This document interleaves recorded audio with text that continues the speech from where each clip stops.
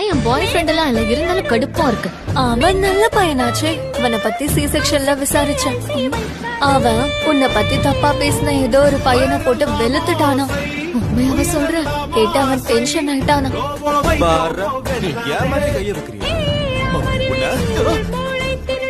போனா போகுதுன்னு அமைதியா கேட்டா சொல்ல மாட்டேன். அதை பத்தி போல கிடையாது. அவனை பத்தி ஒருத்தர் பேசுறேன். கொஞ்சம்